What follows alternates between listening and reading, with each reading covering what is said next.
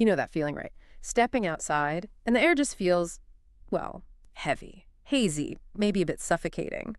And your first instinct is probably to rush back indoors, slam the windows shut, and think, okay, sure, at least I'm safe in here. It's a natural reaction, totally. We might even think of air purifiers like, I don't know, those basic face masks seems like a good idea, but are they really going to make a difference against genuinely bad haze? Is our little closed window sanctuary actually, a sanctuary? That's such a great place to start because it really hits on a very common and often mistaken assumption lots of us have. For this deep dive, our mission is basically to move past those gut feelings. We're going to try and cut through the haze of misinformation, so to speak, and give you a really clear, well-informed guide to understanding air purifiers, maybe helping you choose one. It's all based on a pretty comprehensive set of sources we've unpacked. We really want to arm you with the facts you need to actually understand the air you're breathing inside your home. Absolutely. So yeah, over the next little while, we're diving into whether you genuinely need an air purifier, how these things fundamentally work, what technical terms actually matter when you're looking at them, and crucially, some practical tips to make sure it's doing its job right. Let's make sure that safe indoors feeling is actually backed by some science, shall we? Okay, so let's tackle that first belief head on. Can we really just close our windows and doors and, consider ourselves protected from bad outdoor haze? What's the data say? Yeah, it's a super widespread belief, especially we found among older generations. They think sealing up the home creates this clean air bubble.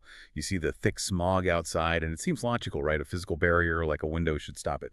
But our sources show something pretty surprising. If you've got outdoor PM 2.5 levels hitting, say, 500, which sadly happens way too often in big cities, the indoor levels, even with everything shut tight, can still range quite a bit, maybe from 250 up to 400. Wow, 250 to 400, so not exactly clean air then. Got Not at all.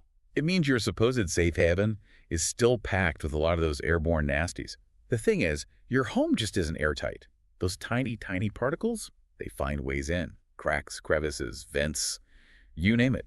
Simply closing things up doesn't provide fundamental protection. That's a real eye-opener. So it's not just about feeling better, it really becomes a necessity, doesn't it? Especially with this worsening haze we see in major cities, particularly in winter. And the only real out, according to the source, is if you've actually installed a dedicated fresh air system during a renovation, which most people haven't. Otherwise, yeah, an air purifier seems almost non-negotiable for real protection. And even more vital when you think about kids, right? They're much more vulnerable to this stuff than adults are. Precisely. And this is where you see the dramatic difference a good air purifier can make. Closing windows might maybe drop that PM 2.5 from 500 down to 300, Yeah. but a decent functioning purifier, it can consistently keep indoor levels below 50, and the really excellent models, they can push it down below 10. Below 10, that's huge. It's a massive difference. We're talking reducing the pollution by like 5 to 50 times compared to just shutting the windows. It fundamentally changes the air quality inside your home, gives you actual control over what you and your family are breathing. Okay, so if closing the windows isn't the answer, how do these machines actually pull that off? What's going on inside the box that makes such a difference? Right, let's look under the hood. Most air purifiers, honestly, share a very similar basic structure. You've got a fan, usually quite powerful, then a set of filters, all housed in a case with an air inlet where the dirty air goes in and an outlet where the clean air comes out. Simple concept. But the real heart of the filtration system, the part doing the heavy lifting for particles, is usually the HEPA filter. A HEPA. Heard that term a lot. What Yeah. exactly is it? It stands for High Efficiency Particulate Air Filter. Yeah. And it's not some brand new fancy tech. It's actually a standardized industry benchmark. It originated from places needing incredibly clean air, think industrial clean rooms, labs, hospitals.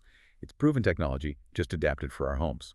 Now, within HEPA, you'll see these grades, like H9, H10, H12, H13. Generally, higher number, finer filtration. So an H10 filter, for example, is designed to grab 95% of particles down to 0.5 microns.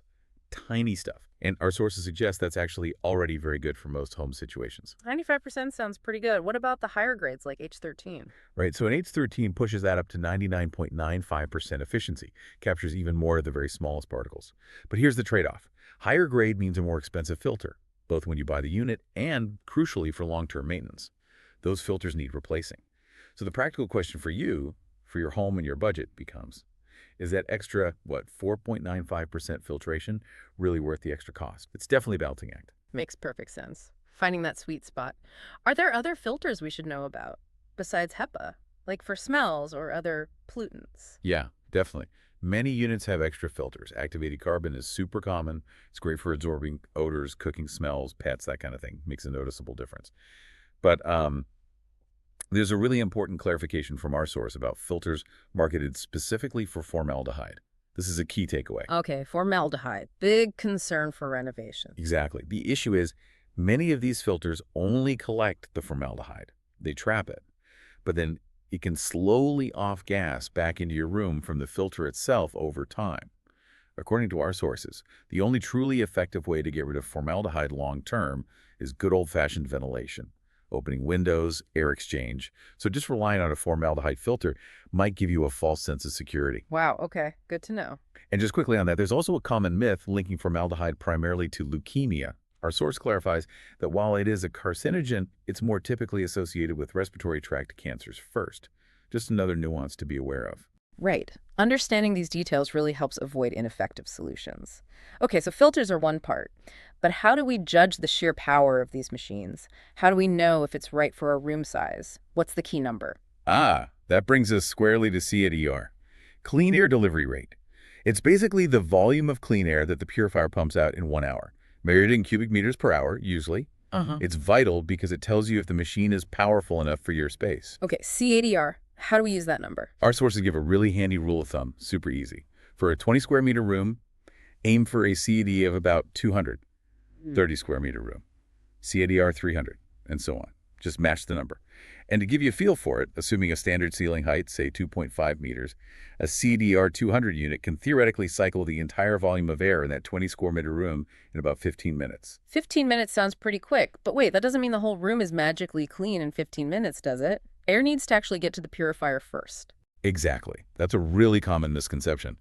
The air right next to the purifier gets clean fast, sure, but the air in the far corners, that takes much longer to circulate over to the machine's intake. So here's a really smart, practical tip from our source to speed things up and get even purification.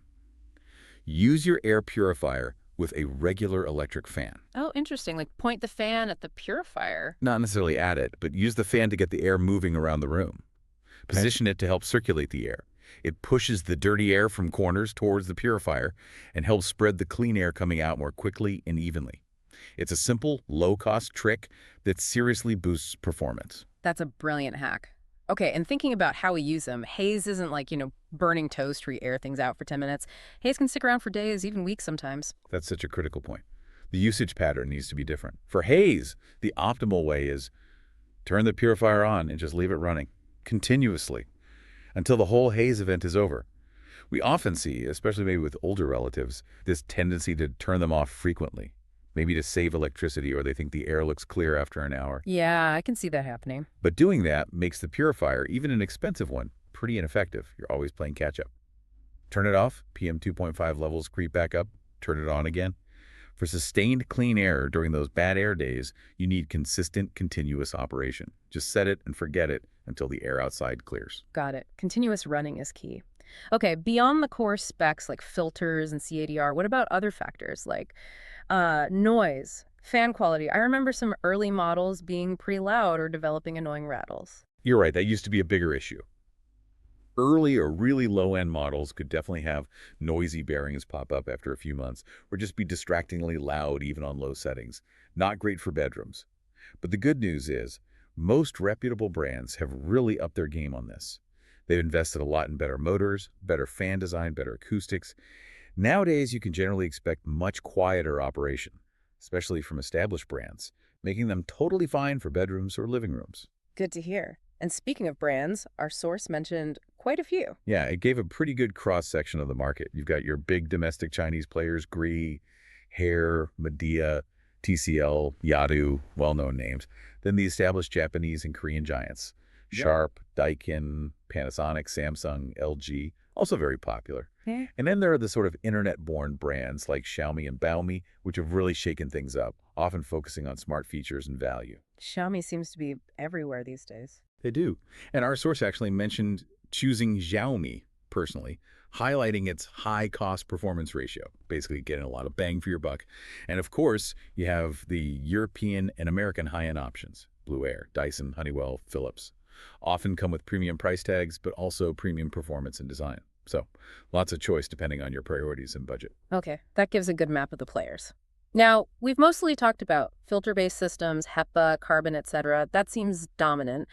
But are there other ways to purify air? I think I've heard of electrostatic something. Ah, yes. Electrostatic absorption is an alternative method, works quite differently. Instead of a physical filter trapping particles, it uses an electric field. It charges the tiny airborne particles, and then those charged particles stick to collection plates inside the unit, like static cling, basically. Okay, different approach. Pros and cons. Well, the big pro is usually no filter replacement. Those collection plates can often just be washed or wiped clean. That saves you money and hassle on buying new filters every year or two, which, can cost anywhere from 100 to 400 RMB, sometimes more. No filter cost sounds appealing. What's the catch? The catch is ozone, O3. The process of creating that strong electric field can generate ozone as a byproduct. And ozone, well, it's a strong oxidant. At high concentrations, it's not good for your lungs. It can irritate your respiratory system. Ozone. Isn't that what protects us from UV rays way up high? Exactly. Great in the stratosphere, not so great in your living room at high concentrations. Regulators know this, so there are strict limits. The US FDA, for example, says no more than 50 parts per billion, ppb. China's standard is a bit higher, allowing up to 100 ppb for like 8–10 hours of contact. These are tiny amounts. But can you notice it, even at those low levels? Here's the interesting part. Yes, potentially. Our noses are surprisingly sensitive to ozone. Many people can actually smell it at levels as low as 20 ppb. It's often described as a sort of sharp, clean smell, maybe a bit like chlorine or freshly cut grass sometimes. Definitely not rotten eggs. That's different. So if a purifier is operating near that 100 ppb limit allowed in China, people with sensitive noses in the house are likely going to smell it frequently. And even the least sensitive person can usually detect it around 150 ppb. Ah, so even if it meets regulations, you might still smell something. Precisely. And that potential for generating ozone, even if it's within legal limits but still detectable, is really why filter-based purifiers, the HEPA kind, are far, far more popular for home use now. People generally prefer not to have that chemical byproduct, even if the benefit is avoiding filter costs. It's a trade-off most consumers haven't been keen on. Okay, that makes a lot of sense. So let's try and wrap this up and pull it all together for you listening. If you're thinking about getting an air purifier, especially for haze, it seems like the two absolute crunch points are, first, the HEPA filter grade look for H10 or higher for really solid particle capture, and second, that CADR value. Make sure it's big enough for your room size, using that rough rule of thumb, a CADR 200 for 20 square meters, and scale up from there. Exactly. Those are your key performance indicators. And then don't forget those crucial usage tips we talked about. When the haze hits, turn it on and leave it on. Continuous operation. And maybe use that little trick with an electric fan, especially when you first turn it on or if the room is large, just to help circulate the air and get everything clean faster and more evenly. Right. Armed with that knowledge, you're not just buying a gadget, you're making a properly informed choice for your family's health, for the air you breathe every day. It empowers you to actually improve your indoor environment. And maybe, connecting this to the bigger picture, it raises a kind of interesting question for you to think about. As our cities grapple more and more with air quality challenges, what are the sort of long-term implications of us relying more heavily on indoor air tech? Does this point towards a future where truly clean indoor air becomes, I don't know, a luxury item, a premium service? Or is it maybe shifting towards being seen as a fundamental right, a basic expectation for modern urban living? That's a really powerful thought to end on, definitely something to mull over. Our main goal here was to give you the practical insights, the understanding you need to navigate air purifiers with real confidence. We hope you feel better equipped now to make a choice that genuinely leads to cleaner, healthier air in your home. Thanks for joining us for this deep dive.